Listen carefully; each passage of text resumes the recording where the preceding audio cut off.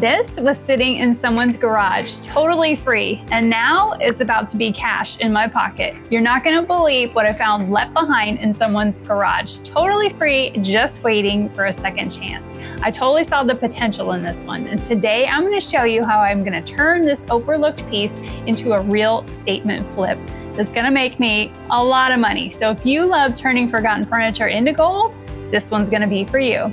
Let's dive in.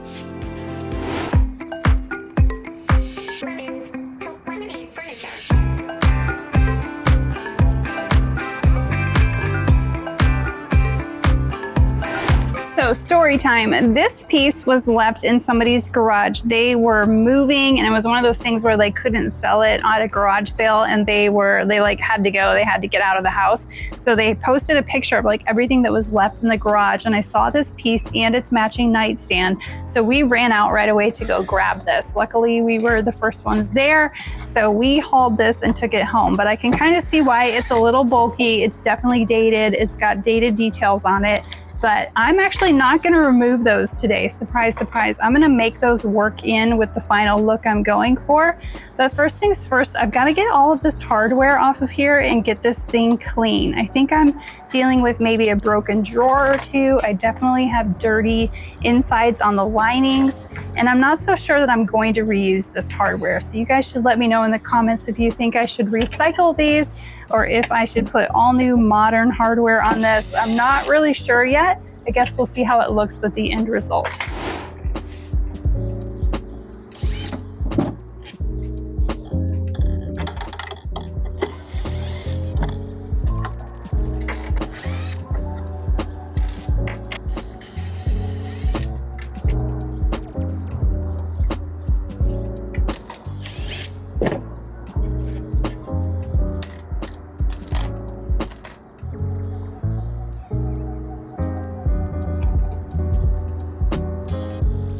I'll get this started by cleaning this piece off with some Simple Green.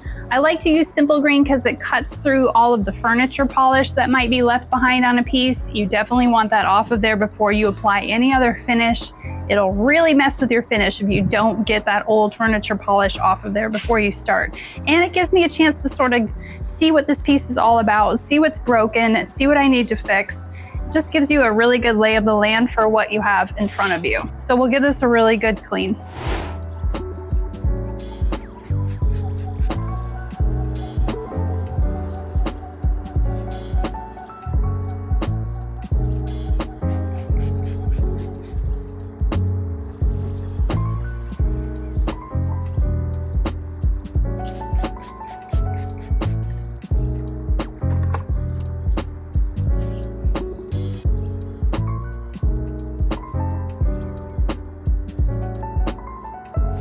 I have a really unique design plan in store for this one. So as I take out these drawers, I'm gonna make sure that I label them because they're gonna have to go back in exactly how they came out or my design's not gonna work. So on the drawers, I just put right or left side and then 1, 2, 3, 4 as I go down, put them all off to the side till I'm ready for them, but at least I know that way exactly how they go back in.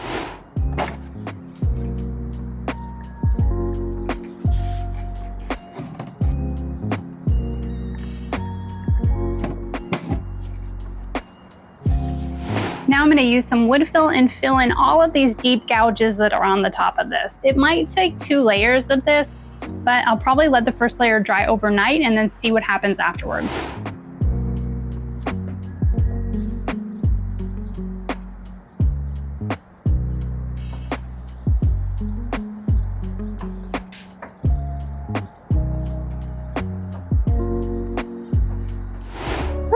Okay, so all my wood fill dried overnight, and now I'm going to take a sander to this whole entire dresser and just scuff sand everything to make sure that the new finish I'm getting ready to put on is going to adhere nicely. This is also going to help get out some of these scratches that are on the top, and then I'll see if there's any more wood fill that we need to use to fill some of these dings and nicks, all the watermarks, stuff like that that was left behind on the top.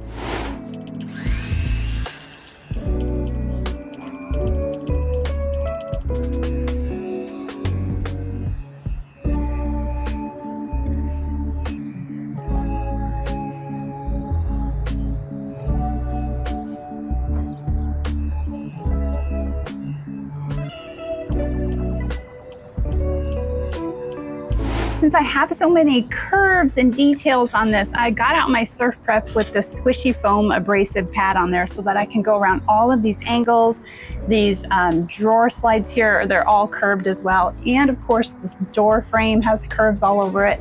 So this squishy foam is really gonna help me get into all those places to make sure everything has a really good scuff sand.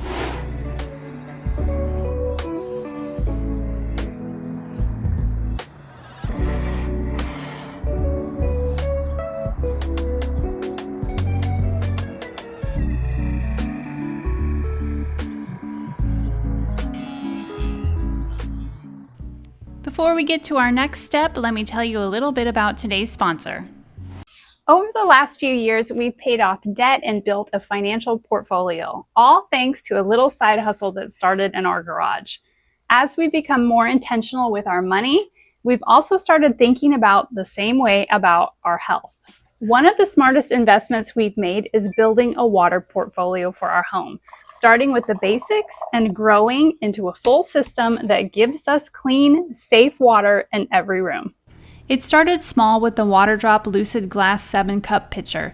Super easy, portable, and a 6-stage filtration process for great tasting water. A great first step into cleaner water. We kept it in the fridge and refilled it constantly, but with teenagers, we knew we needed more. Next, we upgraded to WaterDrop's replacement filters for our Whirlpool fridge. These filters were a game changer, and they make filters for pretty much every make and model. Suddenly, even our ice cubes tasted cleaner. But the more I learned, the more I realized how much further we could go. Then came my favorite, the G3P800. This one is my favorite. 10 stages, reverse osmosis system. Sleek, efficient, and powerful. This took everything up a notch. 800 gallons per day can cater to the needs of the whole family, and a design that actually fits under the sink. No chemicals, no weird aftertaste, just clean water. Enjoy hassle-free filtration with easy 3-second replacements with an RO filter that lasts up to 24 months. No need for extra maintainer fees. And finally, for true peace of mind, we went all in and with WaterDrop's 2-stage whole house water filter. We plan on installing this when we get back from our vacation, and I cannot wait. WaterDrop provides clear, easy to understand instructions and a video to make installation a breeze. It tackles everything from iron and manganese to chlorine, lead, and odors, all before the water even hits our faucets. You can literally feel the difference in the shower, in your hair, on your skin, even in your laundry. Clean water, smart savings. Up to $700, 35% off July 2nd through the 13th at waterdropfilter.com. Visit my link below and start your water portfolio today. Trust me, you're going to thank yourself later. Okay, for the doors, you guys always get so mad at me when I do this, but I am going to spray with them on. So for this one, I'm going to cover up the hardware. I like the color that's on the hardware. As far as this like brushed bronze, it's really in style right now. So I'm going to cover it up and then use a little razor blade to just kind of take off all my extra tape. And you'll see why they have to stay on. So stay with me. You're going to see why it's important that the doors stay on for this project. I'm actually not just cutting a corner here. So just wrap them up like that, and then they're good to go, and they're not going to get any paint or primer on them. A portion of this dresser is going to have to be shellacked because it's going to be a light color. And of course I need to prime the top as well because it has all those fixes on it. So what I'm going to use is Sherwin-Williams has a white shellac primer in a spray can. I really like using this one because it makes quick work of this. So I am going to prime all the areas that are either going to have a light color or have had a ton of fixes on them, just so they don't bleed through or have problems with my paint later.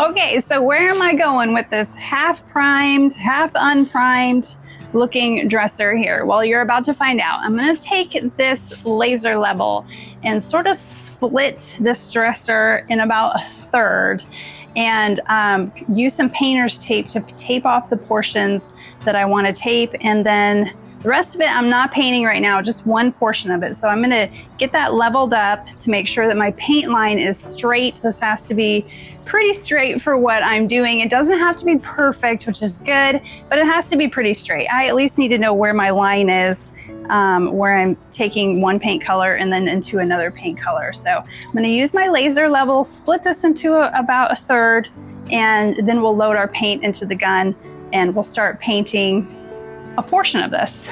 Stick with me. It's going to be awesome, I think.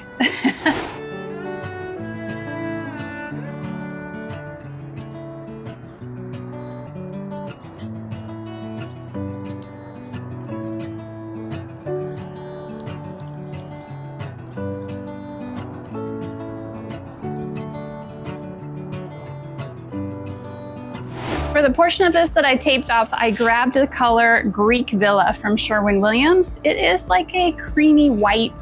I'm gonna load this into my gravity-fed sprayer and we'll get that first coat on.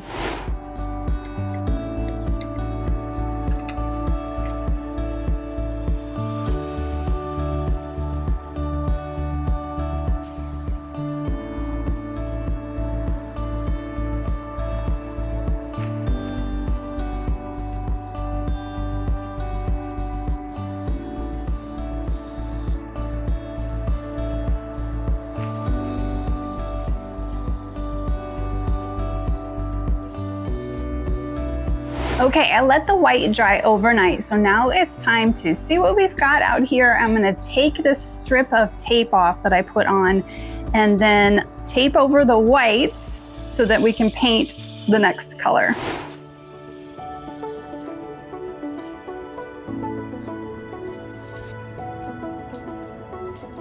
I'm being really careful just to tape where the new white is, right along that line, so that we can get ready to put the next color on. But first, I need to protect what we did yesterday so that I don't get any of the new color paint onto that. Okay, we should be good.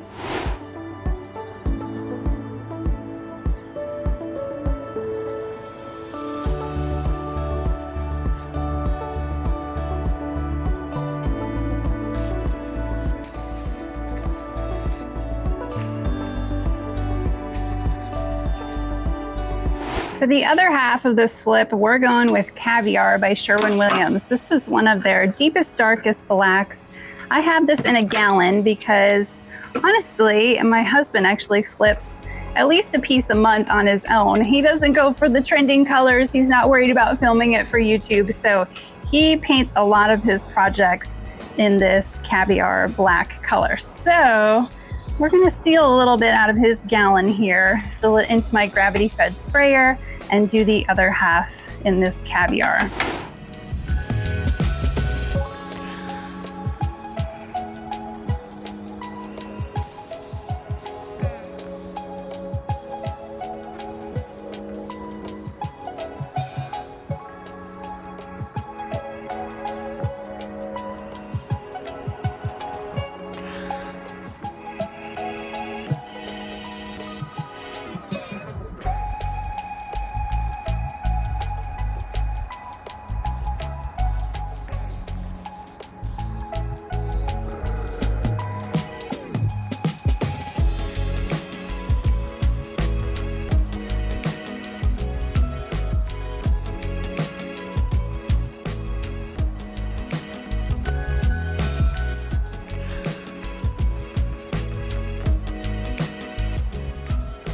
I'm gonna let that first coat of black paint dry, but we need to get started on these handles. So I'm gonna bring these inside and start giving them a really good clean.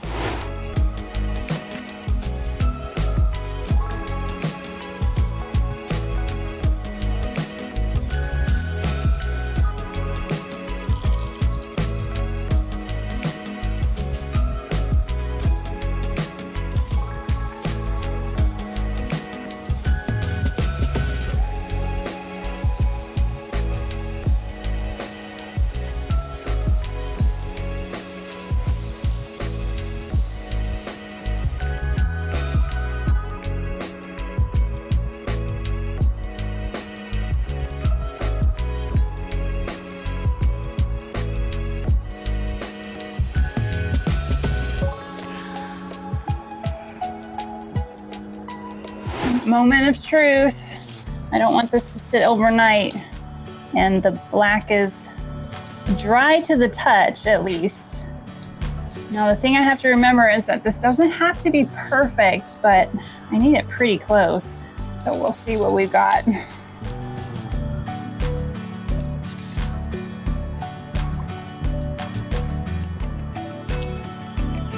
Pretty good. It's gonna work well for the next part. Okay, we're good. I'm gonna let this dry overnight, and then we'll move on to one of the last steps.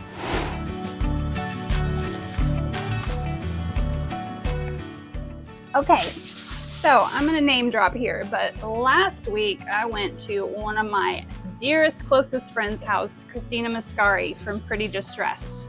You know the one. You know the one that taught us all how to flip furniture. Yeah, her. So I raided her supply closet, and she let me have this gorgeous transfer from Dixie Belle. It's their Floral Romance transfer, and it's got a lot of these really big flowers on it. So I'm gonna start taking these transfers apart, cutting them apart into manageable sections for what I'm trying to do here. And then I'm gonna lay them out in a way that makes sense on our half and half pattern.